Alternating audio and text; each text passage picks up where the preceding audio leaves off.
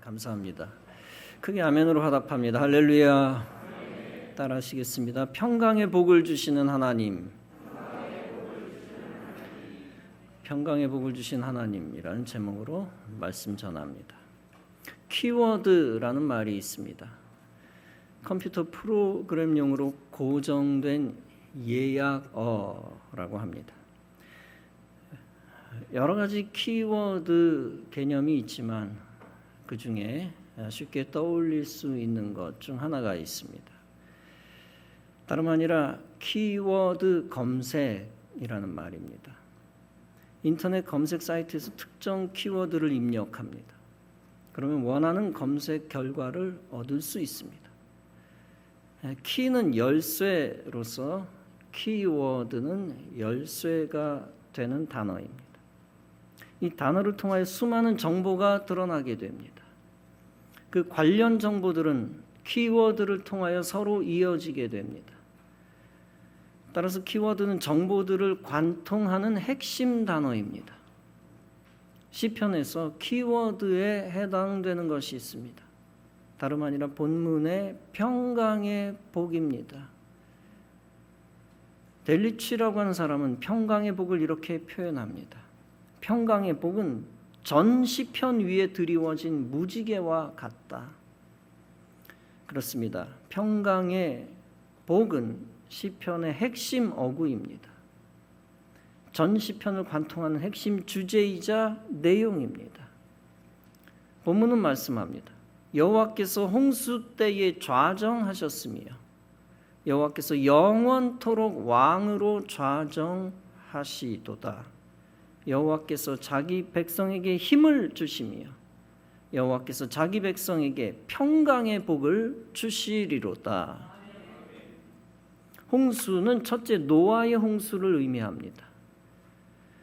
하나님 지상의 모든 것을 물로 심판하신 사건입니다.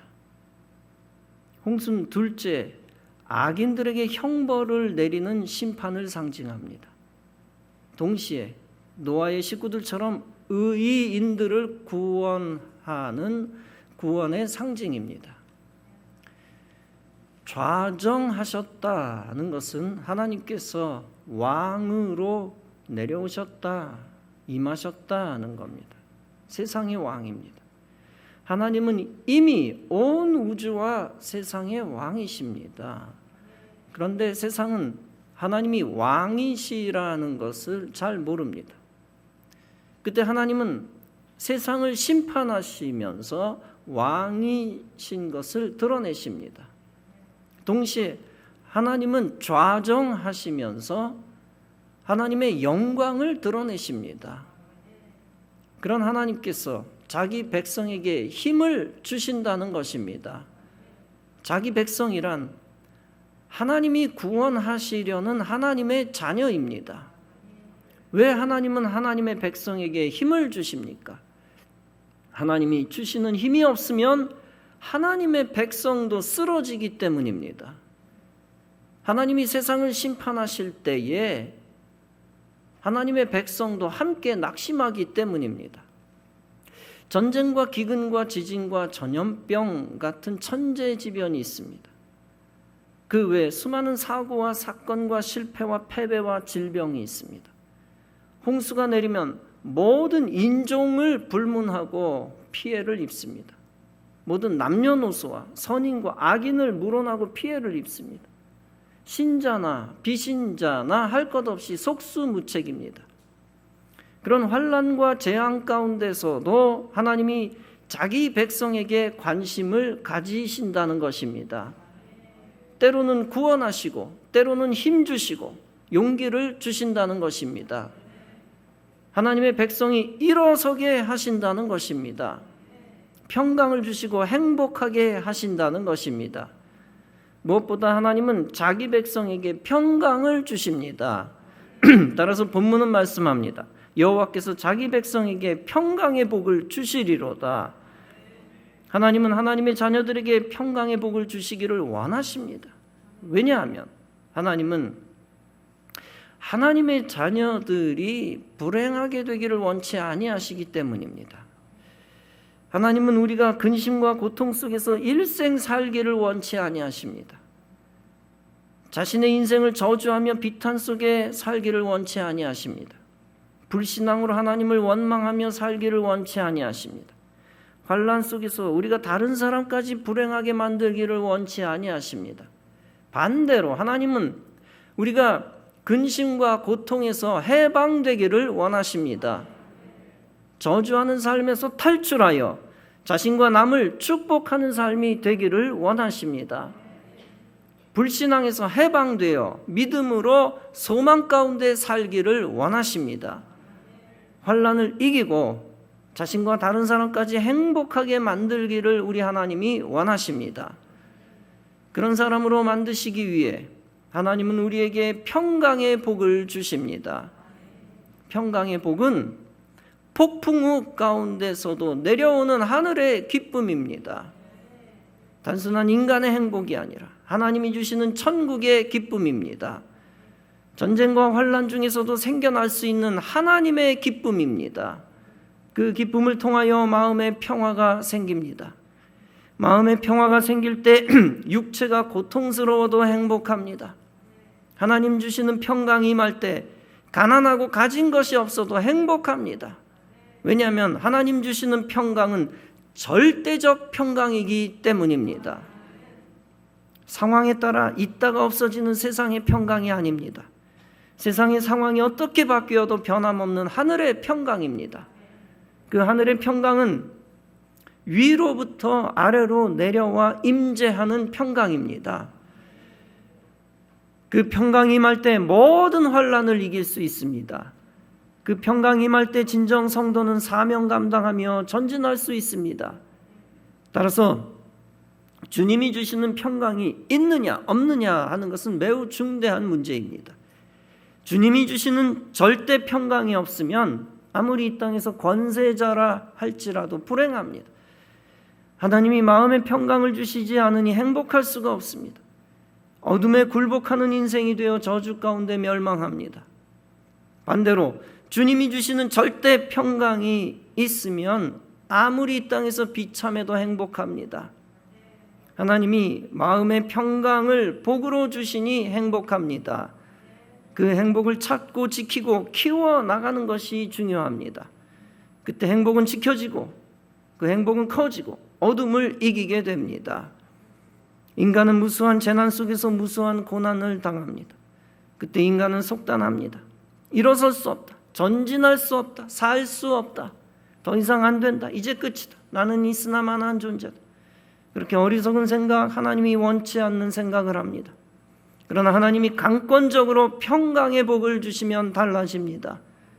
어떤 고난 가운데서도 일어설 용기와 힘을 얻게 되는 것입니다. 어떤 인생의 어둠 가운데서도 빛을 보게 되고 새 소망을 갖게 됩니다. 따라서 고린도전서 10장은 말씀합니다. 사람이 감당한 시험 밖에는 너희에게 당한 것이 없나니 오직 하나님은 미쁘사 너희가 감당치 못할 시험 당함을 허락지 아니하시고 시험 당할 즈음에 또한 피할 길을 내사 너희로 능히 감당하게 하시느니라.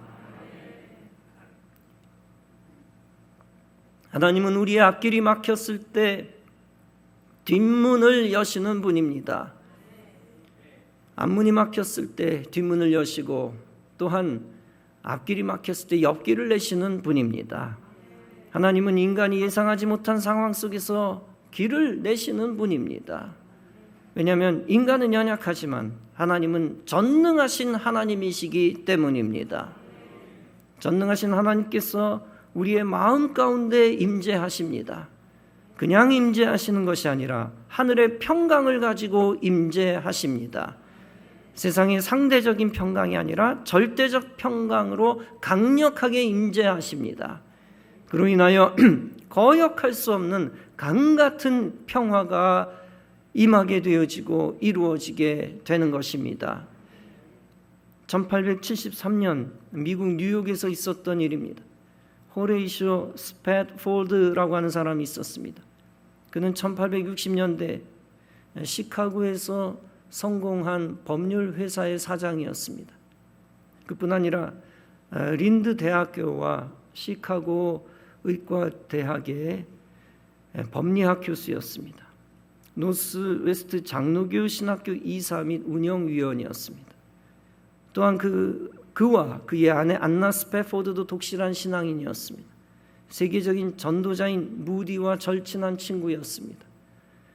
무디 교회의 회계 집사와 주일학교 교사로 섬겼던 독실한 신앙인이었습니다.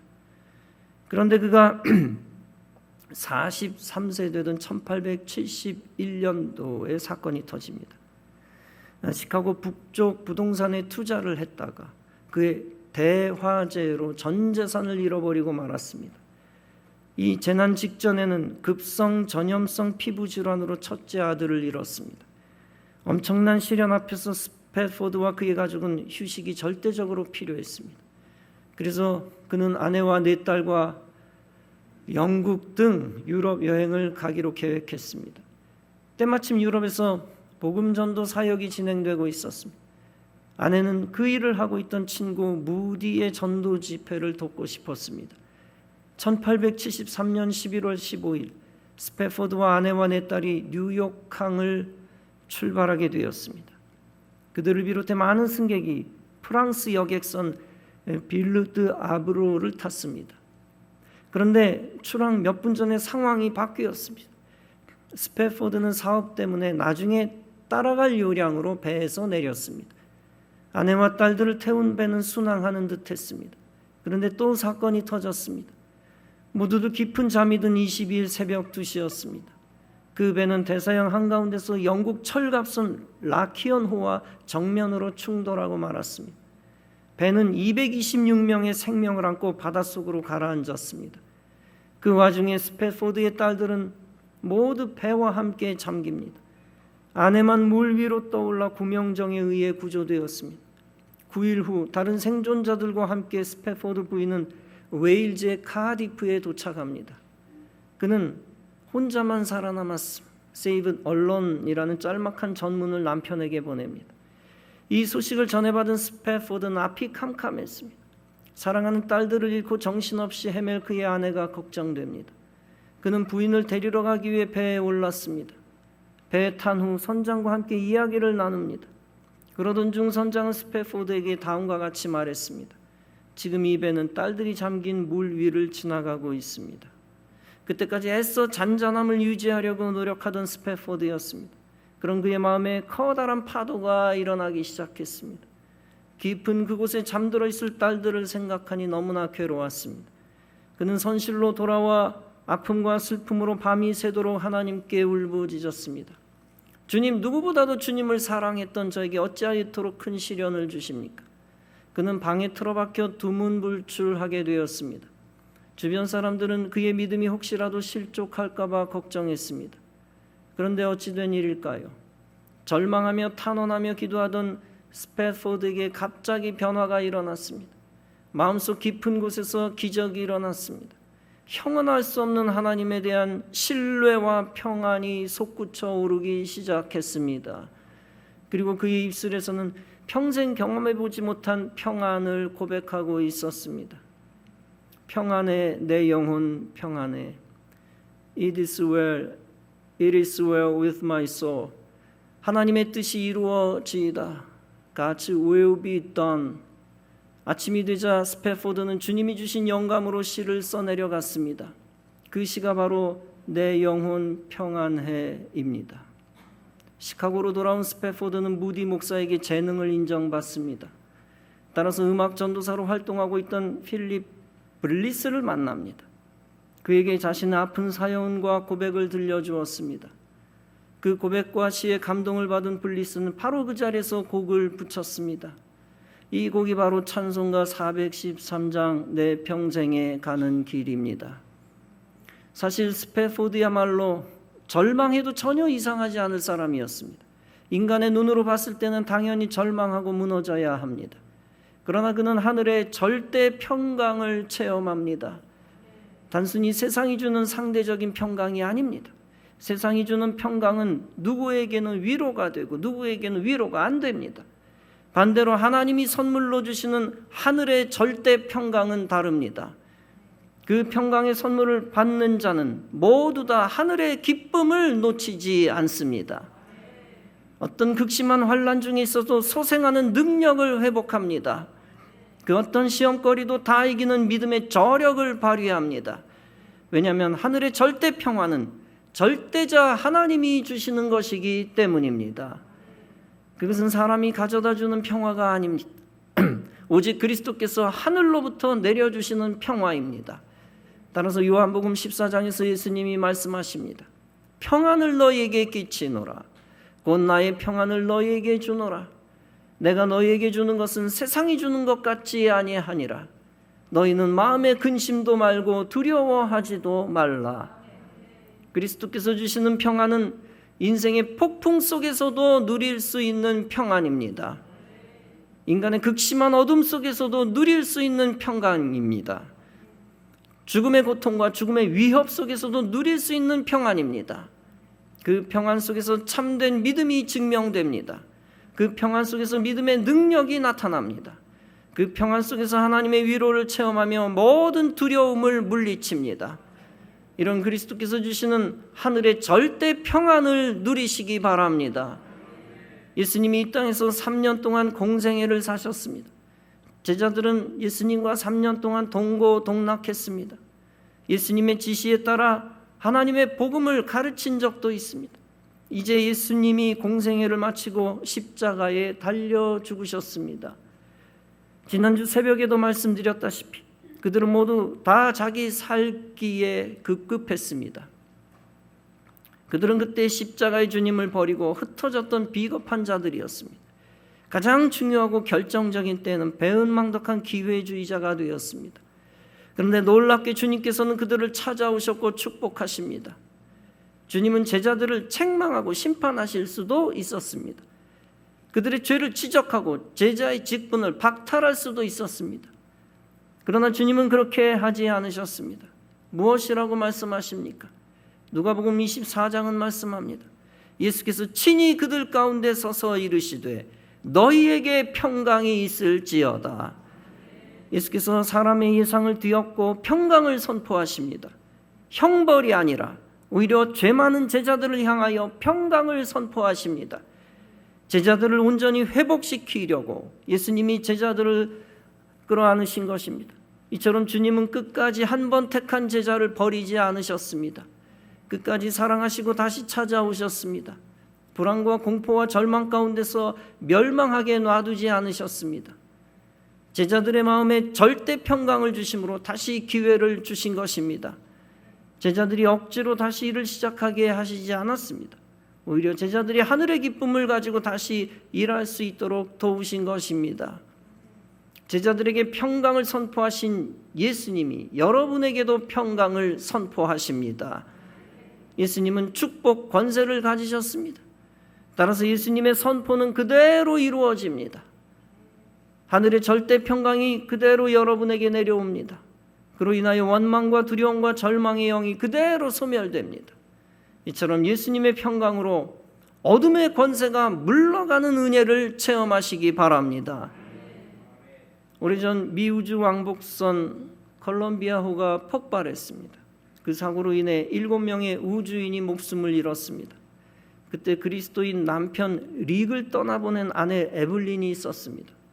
그의 이야기가 리더스 다이제스트의 커버 스토리로 실렸습니다. 에블린이 고백합니다. 지난 1월 6일 이제 2주간이 지나면 남편이 우주에서 돌아와 나를 꼭 안아주며 내 귀에 다정하게 속삭여줄 것을 생각하며 편안한 마음으로 우주 왕복선의 이륙을 지켜보았다. 그런데 2월 1일 콜롬비아호는 지구 대기권에 진입하던 중 텍사스 상공에서 폭발했다. 내 삶이 하늘에서 송두리째 산산조각나는 순간이다. 엄마, 내 수학 숙제는 누가 도와주나요? 내가 결혼할 때 누가 날 데리고 입장하는 거지요? 울부짖는 딸아이를 난 아무 대답 못하고 끌어안고 있었다. 난 지금까지 남편이 없는 미래를 한 번도 상상할 수 없었다. 난 처음 경험하는 큰 충격과 절망감, 그런데 그때 내 마음 깊은 곳에서 나지막한 음성이 들려오고 있었다. 인생의 어려운 시절마다 한결같이 위안을 주던 음성이었다. 주님의 음성이었다. 넌 헤쳐나갈 수 있다고 그분은 말씀하고 있었다. 그렇다 우리 결혼 생활의 중심에는 우리의 사랑보다 더 큰 사랑이 함께하고 있었던 것이다. 난 그 큰 사랑을 언제나 의지해 오지 않았던가. 그 조건 없는 사랑을, 그리고 그 사랑은 내가 울부짖는 순간에도 여전히 나와 함께하고 있었던 것이다. 그분의 사랑이 내 남편과 나를, 그리고 내 예쁜 두 아이를 묶어주시지 않았는가. 그렇다면 그분이 함께 하신다면 우리는 그의 사랑 안에서 여전히 함께할 수 있는 것이다. 그분의 사랑이 끝이 없는 것이기에. 여러분, 에블린이 이렇게 인생 최고의 고난에서 신앙 고백할 수 있었던 이유가 무엇입니까? 하나님의 특별한 선물인 하늘의 평강이 그에게 임했기 때문입니다. 하늘의 평강을 통하지 않고서는 어떤 인생도 고난을 감당할 수 없습니다. 오직 하늘의 절대 평강을 선물로 받을 때 모든 고난을 다 감당할 수 있습니다. 하나님이 포기하지 않는 자에게 그런 놀라운 선물을 내려주실 줄로 믿습니다. 빌립보서 4장에서 바울은 말합니다. 아무것도 염려하지 말고 너희 구할 것을 감사함으로 하나님께 아뢰라. 그리하면 모든 지각에 뛰어난 하나님의 평강이 그리스도 예수 안에서 너희 마음과 생각을 지키시리라. 데살로니가 후서 3장은 말씀합니다. 평강이 주께서 친히 때마다 일마다 너희에게 평강을 주시고 주께서 너희 모든 사람과 함께 하시기를 원하노라. 그렇습니다. 주님은 주님의 자녀들에게 하늘의 평강을 주시기를 원하십니다. 그 평강을 통하여 하나님의 백성들이 흔들리지 않게 하십니다. 성도의 마음과 생각과 인생을 지키십니다. 사랑하는 성도 여러분, 여러분 모두 하늘의 절대 평강을 얻기를 사모하시기 바랍니다. 그 절대 평강으로 이 땅의 모든 절망과 죽음의 권세를 다 이기시기 바랍니다. 사모하는 자에게 하나님은 즐겨 평강을 내려주실 것입니다.